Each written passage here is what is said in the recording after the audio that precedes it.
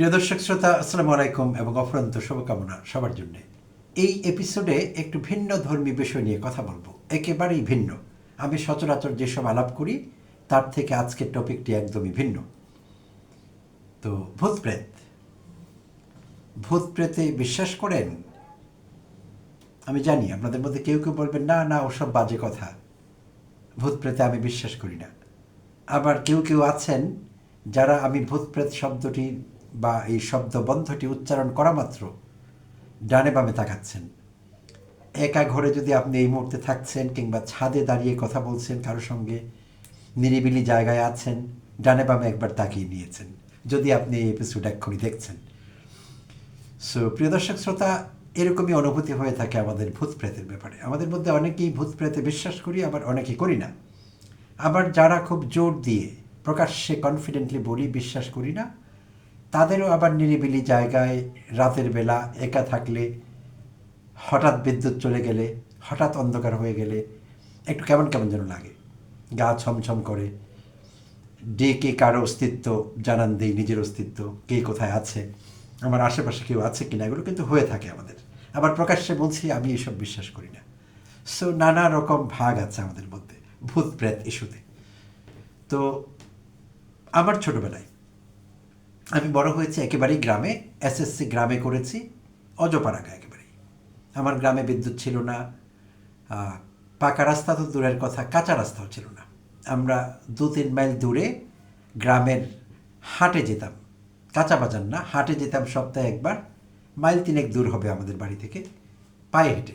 তাও কাঁচা রাস্তা ছিল না, আমরা ধান ক্ষেতের আইল, পাট ক্ষেতের আইল জিগজ্যাগ করে এরকম যেতাম 3 মাইল হেঁটে সপ্তাহে একবার। তো অজপাড়াগায় বড় হয়েছি, সেখানে গাছগাছালি আছে, নিরিবিলি পরিবেশ, রাতের বেলা সব কিছু কেমন যেন নিস্তব্ধ হয়ে যায়। অনেক আগের কথা বলছি, 70-এর দশকের শেষের দিকে, 80-র দশকের মাঝামাঝি পর্যন্ত মনে আছে যে স্মৃতিটুকু, বা গ্রামে বড় হয়েছি।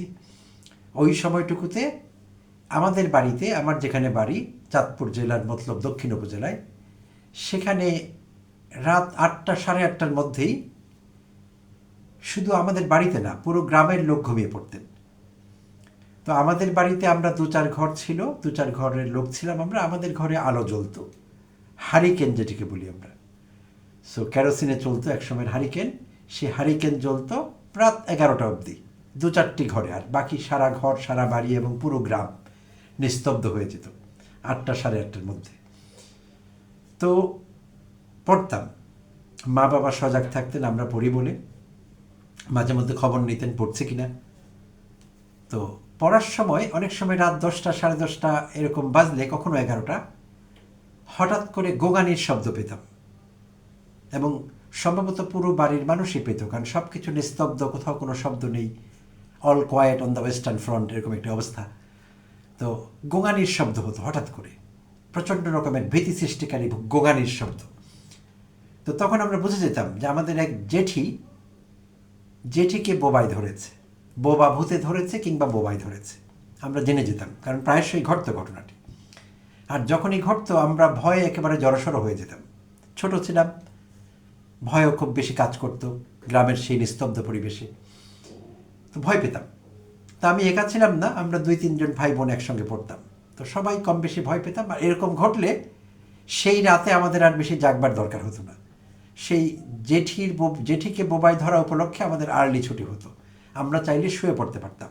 মা বাবা বুঝতে পারতেন যে আমরা ভয় পেয়েছি, হয়তো আর সুবিধা হবে না লেখাপড়া, তারা বলতেন শুয়ে পড়ো আজকে, ঠিক আছে। তো প্রায়ই হতো, সপ্তাহে 1-2 বার তো হতোই। তো তখনই পরিচয় বোবা ভূত কিংবা বোবাই ধরার সঙ্গে।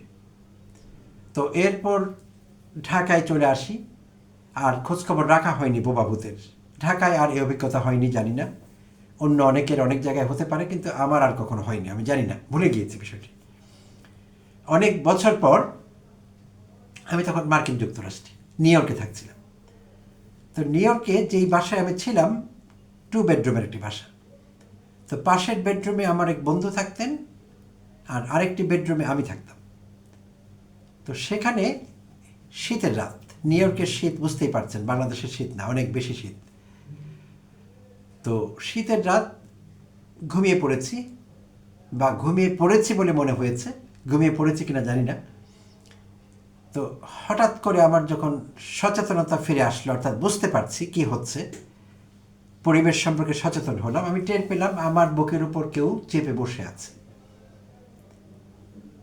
মনে হলো লোমশ কোনো প্রাণী, লোম আছে গায়ে, অনেক শক্তি, হাট্টা গোট্টা এরকম আমার কাছে মনে হচ্ছিল আর কি। তো আমার বুকের উপর চেপে বসে আছে, আমার শ্বাস বন্ধ হয়ে যাচ্ছে, দম নিতে পারছি না, আর হাত পা অবশ হয়ে গিয়েছে কেমন যেন, আর আমি প্রচণ্ড ঘামছি। সেই নিউ ইয়র্কের শীতের মধ্যে আমি টের পেলাম আমার কমফোর্টার, বাংলাদেশে যেটাকে আমরা লেপ বলি, কমফোর্টার গায়ে দিয়েছিলাম, আমার কমফোর্টার ভিজে গিয়েছে, কারণ আমি হাত পা নাড়বার চেষ্টা করছিলাম, শক্তি প্রয়োগ করবার চেষ্টা করছিলাম আমার বুকের উপর চেপে বসা সেই বোবা ভূতের হাত থেকে বাঁচবার জন্য। সে প্রাণান্তকর চেষ্টা ছিল আমার। আর আমি শুধু বুঝতে পারছিলাম যে আমার পাশের রুমে তো কেউ আছেন, লোক আছেন। আমি চিৎকার করছি, আমি কথা বলার চেষ্টা করছি, আমি তাকে জাগাবার চেষ্টা করছি, বা আশেপাশের লোককে অ্যালার্ট করবার চেষ্টা করছি, তারা আমার সাহায্যে এগিয়ে আসছে না কেন, বা কারো সারা শব্দ পাচ্ছি না কেন, আমি একা কেন এই স্ট্রাগল করছি। এই এই পরিস্থিতির মধ্যেই আমি কিন্তু এসব চিন্তা করছি। আমার একই সঙ্গে ফাইট জারি রেখেছি, যুদ্ধ চলছে সেই বুকের ওপর থেকে সেই ভূতকে নামাবার জন্যে। সো অনেক স্ট্রাগল করার পর এক পর্যায়ে আমি যুদ্ধে জয়লাভ করলাম, আমি যুদ্ধে জয়ী হলাম, সেই ভূত আমার বুকের ওপর থেকে নেমে গেল। আমি আর সেই ভূতটিকে দেখলাম না, অদৃশ্য হয়ে হয়তো কোথাও কোথাও হাওয়ায় মিলিয়ে গেল, এরকম হবে আর কি। তো অনেকক্ষণ চিন্তা করলাম শুয়ে শুয়েই, আর চিন্তা করছিলাম আমি সেই গ্রামে ফিরে গেলাম, বাংলাদেশে আমার সেই গ্রাম, আমার সেই ছোটোবেলা, আমার সেই স্কুল লাইফ। ফিরে গিয়ে সেই জেঠির কথা মনে পড়লো, জেঠি ততদিনে প্রয়াত অনেক আগেই। তার কথা মনে পড়লো যে জেঠির ভূত তাহলে আজকে নিউ ইয়র্কে এসে আমার বুকে ভর করলো, আমার উপর উঠলো, সেই সব চিন্তা করছিলাম। তো যাই হোক, পরবর্তীতে আমি নিজের সঙ্গে নিজে এক ধরনের রিজনিংয়ে আসলাম, এক ধরনের যুক্তিতর্ক নিজেই করলাম, নিজেই করে আমি সান্ত্বনা নিলাম যে এটি যা ঘটেছিল সেটির বৈজ্ঞানিক ব্যাখ্যা আমি নেওয়ার চেষ্টা করলাম। আর বিষয়টি একটি সময় ধামাচাপা পড়ে গেল। তো অনেকদিন পর এই কথা মনে পড়লো কেন, গতকালকে আমাদের একটি দৈনিক মানব জমিন এই বিষয়ে একটি প্রতিবেদন করেছে। বোবা ভূত ছবি দিয়ে, ভূতের ছবি, কারো ওপর চেপে বসে আছে ভূত। তো সেই রিপোর্টটি পড়লাম, ভূতের ছবি দেখলাম। তো দেখে অনেক বছর আগে আমি ফিরে গেলাম স্মৃতির পাতা উল্টিয়ে, এবং মনে হলো এই বিষয়ে দু চারটি কথা বলি, আপনাদের সঙ্গে একটু মত বিনিময় করি। আপনাদের কারো এই অভিজ্ঞতা আছে কিনা? সবসময় তো সিরিয়াস কথা বলি, পলিটিক্স নিয়ে কথা বলি, তো আজকে ভাবলাম ভিন্ন ধর্মী কিছু বলি। তাই আপনাদের সঙ্গে অভিজ্ঞতা বিনিময় করবার চেষ্টা করা এবং এই এপিসোড বানানো। তো নিশ্চয়ই কমেন্টে জানাবেন এই বিষয়ে কার কী মতামত, কার কী অভিজ্ঞতা। আপনার নিজের যদি কখনো সেই অভিজ্ঞতা নাও হয়, আমার মতো যদি গ্রামে বড় হয়ে থাকেন, তাহলে নিশ্চয়ই বিষয়গুলো সম্পর্কে আপনি অবগত আছেন, কিংবা অন্য ফরম্যাটে ভূতের সঙ্গে আপনার দেখা হয়েছে, কিংবা ভূতের গল্প শুনেছেন, ভূতের কার্যকলাপ দেখেছেন, ডিরেক্টলি না হলেও ইনডিরেক্টলি। আচ্ছা, তো এখন কথা হলো, আমি বলছিলাম যে আমি বৈজ্ঞানিক ব্যাখ্যা নিয়েছি এটির, সেই বৈজ্ঞানিক ব্যাখ্যাটি আবার কি? ভূত তো ভূতই। আচ্ছা, আসি বৈজ্ঞানিক ব্যাখ্যায়।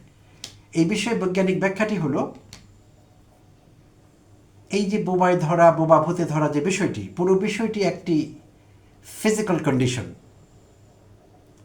আরও সহজ করে বলতে গেলে এইটিকে বলে মেডিকেল টার্মে স্লিপ প্যারালিসিস, অর্থাৎ ঘুমের মধ্যে সংঘটিত এক ধরনের পক্ষাঘাত।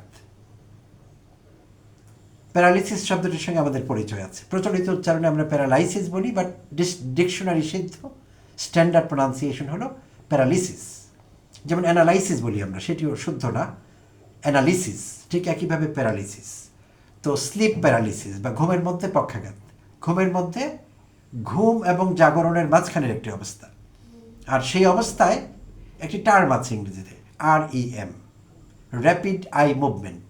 সেই অবস্থায় আমাদের চোখ দ্রুত মুভ করে, চোখের পাতা দ্রুত পড়ে। তো সেই ঘুম এবং জাগ্রত অবস্থার মাঝামাঝি একটি অবস্থা, যে অবস্থায় মস্তিষ্ক বেশ সক্রিয় থাকে, সেই অবস্থায় আমরা এরকম কন্ডিশনিংয়ের শিকার হই, এরকম প্যারালিসিসের শিকার হই। তখন আমাদের হাত পা অবশ হয়ে আসে, আমাদের মাসলগুলো শিথিল হয়ে আসে, কাজ করে না, শক্তি হারিয়ে ফেলি, গায়ে প্রচণ্ড ঘাম দেয়, ভয়ের অনুভূতি হয়, এবং চিৎকার করে নিজের অবস্থা জানাবার চেষ্টা করি আশেপাশের মানুষকে, কিন্তু আমাদের গলা দিয়ে আওয়াজও বের হয় না। কিন্তু ইন্টারেস্টিংলি আমার জেঠির বোবাই ধরার আওয়াজ কিন্তু আমরা শুনতে পেতাম 2-4 ঘর দূরে থেকেও।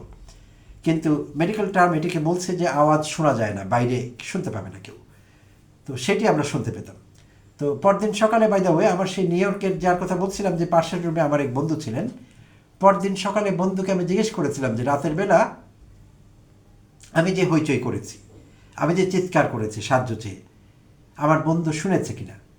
তো ও হেসে বলল, প্রথমত আপনি চিৎকার কেন করলেন, বাসায় তো কোনো দুর্ঘটনা ঘটেনি।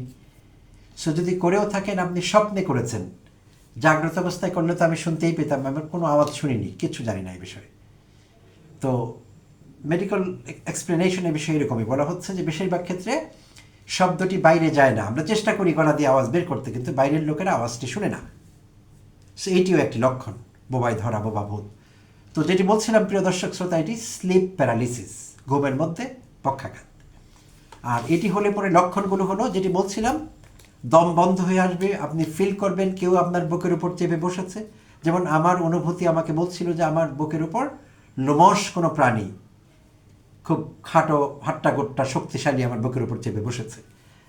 তো এরকম আপনি অনুভব করবেন যে আপনার বুকের উপর কিছু চেপে বসেছে, শ্বাস ফেলতে কষ্ট হবে, চিৎকার করবেন কিন্তু মনে হবে আপনার চিৎকার বাইরে যাচ্ছে না, প্রচণ্ড ঘামতে থাকবেন এবং ভয়ের অনুভূতি হবে। তো এই বিষয়গুলো হবে। আচ্ছা, তো এখন মেডিকেল সায়েন্স বলছে কেন হয় এটি।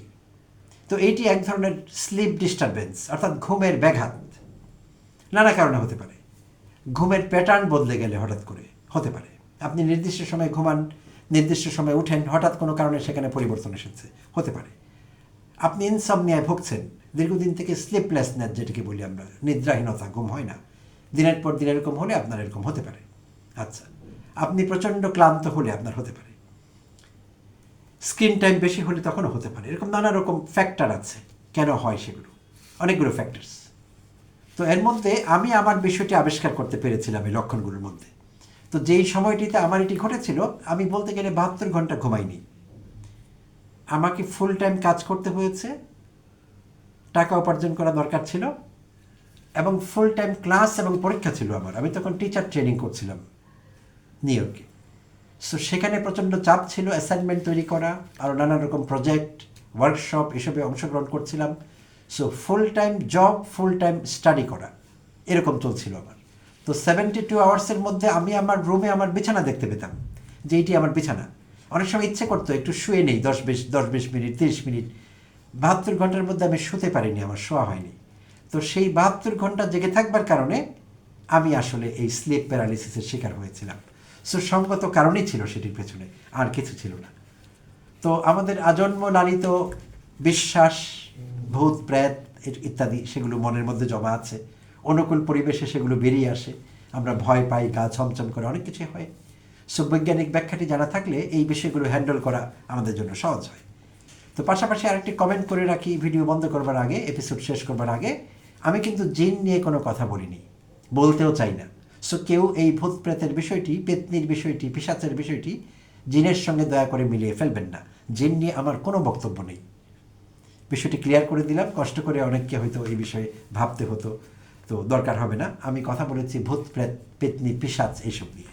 সো প্রিয় দর্শক শ্রোতা, আমার সঙ্গে এতক্ষণ থাকবার জন্যে এবং আমাকে সহ্য করবার জন্যে অনেক অনেক ধন্যবাদ এবং কৃতজ্ঞতা জানবেন। আবারও কথা হবে অন্য কোনো এপিসোডে আরও সিরিয়াস টপিক নিয়ে।